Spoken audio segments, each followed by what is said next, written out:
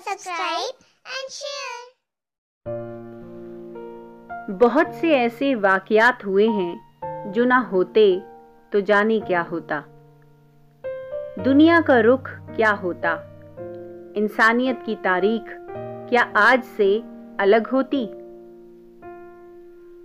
बताया जाता है कि करीब 6 करोड़ 60 लाख साल पहले एक एस्ट्रॉयड हमारी धरती से टकराया था। इस टक्कर से जितनी ऊर्जा निकली थी वो हिरोशिमा पर गिराए गए एटम बम से 10 अरब गुना ज्यादा थी। एस्ट्रॉयड के टकराने से सैकड़ों मील दूर तक आग का गोला फैल गया था। इस टक्कर से समंदर में सुनामी की प्रलयकारी लहरें उठी थी, जिन्होंने आधी दुनिया में तबाही मचा दी थी। ये कयामत के आने जैसा था। हमारे वायुमंडल तक में आग लग गई थी। 25 किलो से ज्यादा वजन का कोई जानवर इस परले में जिंदा नहीं बचा। कयामत इसे ही तो कहते हैं कि एस्ट्रॉयड की टक्कर से धरती पर जीवों की 75% नस्लें हमेशा के लिए खत्म हो गई। इसी परले के चलते विशालकाय डायनासोर की तमाम नस्लें तबाह हो गई थी। कुछ उड़ने वाले छोटे डायनासोर ही इस तबाही से बच सके थे। बाद में डायनासोर की ये नस्लें परिंदों में तब्दील हो गई। मगर आज वैज्ञानिक ये सोचते हैं कि अगर वो एस्ट्रॉयड धरती से ना टकराया होता तो क्या होता, या फिर अगर वो क्षुद्र ग्रह कुछ मिनट पहले धरती से टकराया होता तो ये आज के मैक्सिको के युकाटन प्रायद्वीप के बजाय गहरे समंदर में गिरा होता। इससे उतनी तबाही नहीं मचती जितनी असल में मचती। हाल ही में बीबीसी की एक डॉक्यूमेंट्री के लिए कई वैज्ञानिकों ने ऐसी संभावनाएं तलाशी थी। इनमें अमेरिका की टेक्सास यूनिवर्सिटी के शॉन गिलिक भी थे। वो भूवैज्ञानिक है। शॉन का मानना है कि अगर वो एस्ट्रॉयड कुछ लम्हा पहले या बाद में धरती से टकराता तो या तो वो अटलांटिक महासागर में गिरता या फिर प्रशांत महासागर में। इससे जो आग निकली, जो सल्फर का धुआं निकला, उसका असर धरती पर कम पड़ता। और अगर ऐसा होता तो डायनासोर की नस्ल हमेशा के लिए नहीं खत्म होती। कुछ डायनासोर आज भी जिंदा होते। हालांकि उसके बाद भी धरती ने कयामत के कई मंजर देखे। शायद उनमें से भी कुछ बड़े डायनासोर बच जाते, क्योंकि विकास के सिद्धांत के मुताबिक डायनासोर को भी बचे रहने के लिए धरती के बदलते माहौल के हिसाब से खुद को ढालना पड़ता। तब हो सकता है कि कुछ डायनासोर हमेशा के लिए खत्म हो जाते और शायद कुछ नस्लें बच भी जाती। और अगर जो वो डायनासोर बच जाते तो क्या वो इंसानों के बराबर अक्लमंद होते? अगर डायनासोर होते तो आज के जो स्तनधारी जीव हैं उनका क्या हश्र होता? क्या फिर इंसान और डायनासोर साथ साथ धरती पर रहते? इस बात की कल्पना 2015 में बनी फिल्म द गुड डायनासोर में की गई है। कई वैज्ञानिक मानते हैं कि 6.6 करोड़ साल पहले अगर एस्ट्रॉयड धरती से नहीं भी टकराया होता तो डायनासोर का युग खात्मे के कगार पर पहुंच जाता। ब्रिटेन के ब्रिस्टॉल यूनिवर्सिटी के वैज्ञानिक माइक बेंटन कहते हैं कि धरती का माहौल सर्द हो रहा था। ऐसे में डायनासोर का बचना कमोबेश नामुमकिन सा था। वो धरती के क्रिटेशियस युग के आखिरी दिनों में बमुश्किल खुद को बचाए हुए थे। एस्ट्रॉयड की टक्कर से करीब 4 करोड़ साल पहले से डायनासोर की नस्ल का पतन हो रहा था। बेंटन के मुताबिक आज की ही तरह तब भी डायनासोर का नहीं, स्तनधारी जीवों का धरती पर बोलबाला होता। डायनासोर करीब 23 करोड़ साल पहले विकसित हुए थे। वो आज के रेप्टाइल यानी सांप, छिपकली और मगरमच्छ के पूर्वज थे। इनमें से कुछ उड़ने वाले डायनासोर भी थे जो आज के पक्षियों के पूर्वज थे। वैज्ञानिकों ने अब तक मिले कंकालों की मदद से डायनासोर की करीब 1000 नस्लों का पता लगाया है। इनमें से कुछ शाकाहारी थे तो कुछ मांसाहारी। ज्यादातर डायनासोर विशाल आकार के हुआ करते थे, मगर कुछ इंसानों से भी छोटे थे।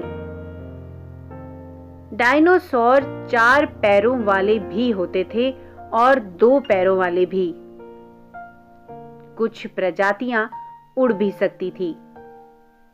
ये पूरी दुनिया में पाए जाते थे। डायनासोर की कुछ नस्लों के कंकाल भारत में भी मिले हैं, जो ज्वालामुखी के लावा की वजह से खत्म हो गए थे। मांसाहारी डायनासोर पर रिसर्च करने वाले अमेरिकी विशेषज्ञ टॉम होल्स मानते हैं कि डायनासोर की ज्यादातर नस्लें आज खत्म हो गई होती, मगर उन्हें ये यकीन है कि कुछ प्रजातियां आज भी बची होती अगर धरती से एस्ट्रॉयड की टक्कर नहीं होती। स्कॉटलैंड की एडिनबरा यूनिवर्सिटी के स्टीफन ब्रुसेट का भी यही मानना है। स्टीफन कहते हैं कि डायनासोर ने अपने दौर में बहुत बुरा वक्त झेला, फिर भी उनकी सैकड़ों नस्लें बची रही थी। 16 करोड़ साल तक डायनासोर का धरती पर राज रहा था। विकास की प्रक्रिया में ये इतना आसान नहीं था। वो धरती के बदलते माहौल के हिसाब से खुद को ढालते आ रहे थे। तो अगर डायनासोर आज भी जिंदा होते तो उनके लिए चुनौतियां क्या-क्या होती। पहली चुनौती तो धरती की बदलती आबो हवा होती। उनके दौर में धरती का तापमान आज से 8 डिग्री सेल्सियस ज्यादा था। तब आज से ज्यादा जंगल थे, जिनसे उन्हें आसानी से चारा मिल जाता था। इस माहौल में कुछ सारोपॉड डायनासोर जिंदा रह जाते। वो आज की गायों के बराबर के होते। ऐसे कुछ डायनासोर के जीवाश्म यूरोप में मिले हैं, क्योंकि जब कयामत आई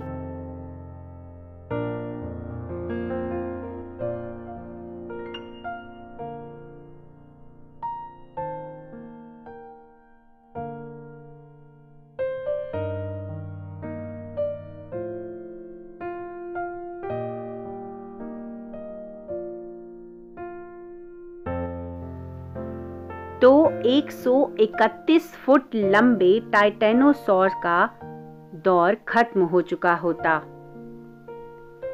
डायनासोर के दौर में धरती पर पाए जाने वाले पेड़ पौधे भी तेजी से बदल रहे होते। अगर विकास की वही प्रक्रिया होती तो डायनासोर फूलों वाले पेड़ पौधों पर जिंदगी बसर कर रहे होते। ये कुछ आज के स्तनधारी घास खाने वाले जीवों जैसा ही होता। फूल वाले पौधों के साथ ही धरती पर फल वाले पौधे भी विकसित हो रहे थे। उसी दौर में धरती पर स्तनधारी जीव और परिंदे भी विकसित हो रहे थे। शायद उड़ने वाले डायनासोर भी तब अपने आप को बचा पाते। वो फलों को खाकर खुद को बचा कर रखते। हो सकता है कि इनमें से कुछ डायनासोर बंदरों और चिंपैंजी जैसे पेड़ों पर बसर करते। शायद आज से करीब 3.5 करोड़ साल पहले दक्षिण अमेरिका अंटार्कटिका से अलग हो गया था। अंटार्कटिका पर भारी बर्फबारी की वजह से धरती के कई हिस्से सूख रहे थे। जंगलों की जगह घास के मैदान विकसित हो रहे थे। उसी दौर में घोड़े, जिराफ जैसे स्तनधारी चौपाए विकसित हो रहे थे। वैज्ञानिक मानते हैं कि डायनासोर की कुछ नस्लें भी इसी तरह अपने आप को बदलकर बचाने में कामयाब होती। शायद वो आज के दरियाई घोड़े या गैंडों जैसे होते। ढेर सारे दांतों वाले हाइड्रोसॉर्स के जीवाश्म हमें मिले ही हैं, जिनके 1000 दांत हुआ करते थे, जबकि आज के घोड़ों के 40 दांत ही होते हैं। अब जिसके पास इतने दांत हों, उसके लिए चारा यानी घास चबाना आसान होता। डायनासोर की आंखें भी तेज हुआ करती थी, इसलिए वो अपने करीब आते खतरे को भी दूर से ही पहचान लेते।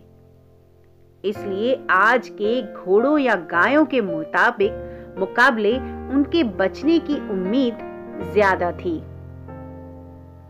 कुछ उड़ने वाले डायनासोर आज के चमगादड़ों की तरह ही खुद को बदलते माहौल के हिसाब से ढाल लेते, या शायद सांप छिपकलियों की तरह वो बिल बनाना सीख जाते।